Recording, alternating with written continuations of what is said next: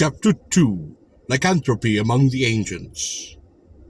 What is lycanthropy?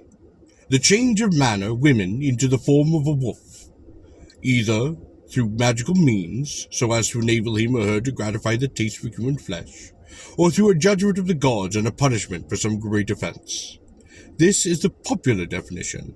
Truly it consists in a form of madness, such as may be found in most asylums.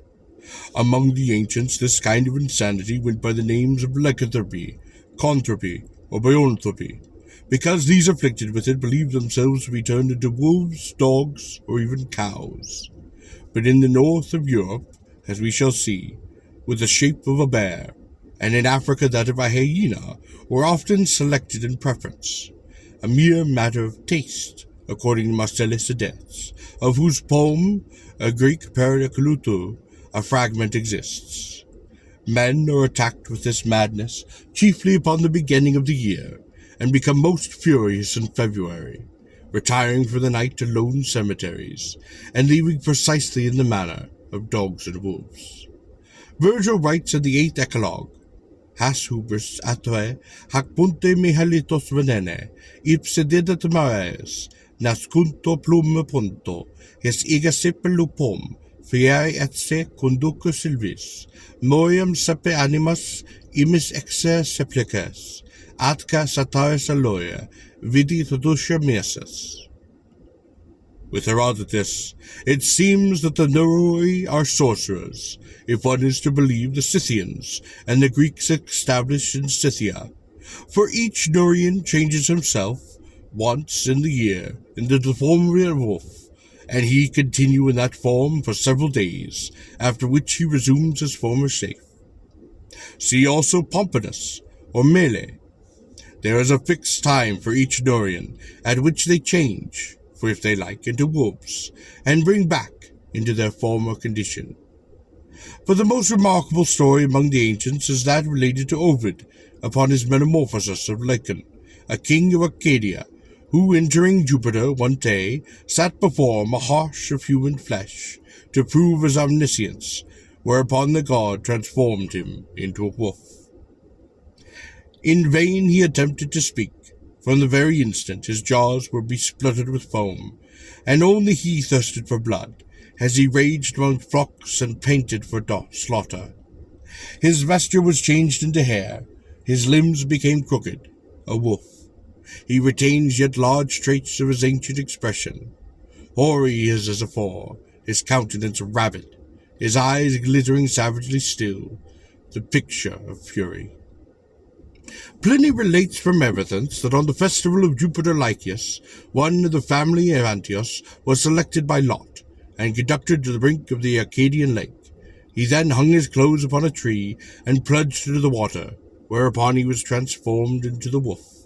9 years after, if he had not tasted human flesh, he was at liberty to swim back, and to resume his former shape, with which he had in the meantime become aged, as though he had worn it for 9 years. Agropus relates that Demonatus, having assisted at an Arcadian human sacrifice to Jupiter Lycaeus, ate of the flesh, and was once transformed into the wolf, in which shape he prowled about for 10 years, after which he recovered his human form and took part in the Olympic Games. The following story is from Patrionos. My master had gone to Capu to sell some old clothes. I seized this opportunity and persuaded our guests to bear me company about the 5 miles out of town, for he was a soldier, and as bold as death. We sat about the Cockrow, and the moon shone bright as day, when, coming among some monuments, my man began to converse with the stars, whilst I jogged along singing and counting them. Presently I looked back after him, and saw him strip and lay his clothes by the side of the road. My heart was in my mouth for an instant. I stood like a corpse when, in a crack, he was turned into the form of a wolf. Do not think I am joking. I would not tell you a lie for the finest fortune upon the world. But to continue, when he was turned into the wolf, he set up a howl, and made straight for the woods. At first, I did not know whether I was upon my head or my neck, but at last, going to take up his clothes, I found them turned into stone. The sweat streamed from me, and I was never expected to get over it. Melissa began to wonder why I walked so late. Had you come a little sooner, she said, you might at least have lent us a hand, for a wolf broke into the farm and has butchered our cattle. But though he be off, it was no laughing matter for him, for a servant of ours ran him through with a pike. Hearing this, I could not close my eyes, but as soon as it was daylight, I ran home like a peddler that had been eased of his pack, and coming to the place where the clothes had been turned into stone, I saw nothing but a pool of blood, and when I got home, I found my soldier lying in bed, like an ox upon a stall, and a surgeon dressing his neck. I saw at once that he had a fellow who could change his skin, and never after could I eat bread with him. No, not if you would have killed me. Those who would have taken a different view of the case are welcome to their opinion. If I tell you a lie, may your genie confuse me. As everyone knows, Jupiter changed himself into a bull. Hecuba became a bitch, and Actaeon a stag. The comrades of Ulysses were transformed into swine, and the daughters of Proteus flew through the fields believing themselves to be cows, and would not allow any one to come near them, lest they should be caught and yoked. St. Augustus declared upon his Divicticria that he knew an old woman who was said to turn men into asses by her enchantments.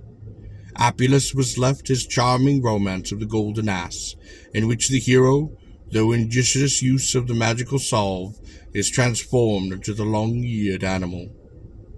It is to be observed that the chief seat of lycanthropy was Arcadia, and it has been very plausibly suggested that the cause might be traced to the following circumstances. The natives were a pastoral people, and would considerably suffer very severely from the attacks and depredations of wolves.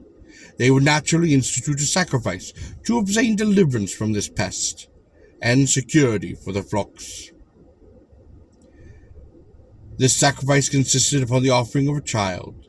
It was instituted by Lycon, from the circumstances of the sacrifice being human, and from the peculiarity of the name of its originator. This rose the myth. But on the other hand, the story is far too widely spread for us to attribute it to any accidental origin, or to trace it to any single local source. Half of the world believes, or did believe in, werewolves, and they were supposed to haunt the Norwegian forest by those who had never remotely been connected with Acadia, and the superstition had probably struck up deep within its roots unto the Scandinavian Teutonic minds, ages before Lycan even ever existed. And we have only to glance upon Oriental literature, as the seed is firmly engrafted into the imaginations of those of Eastern.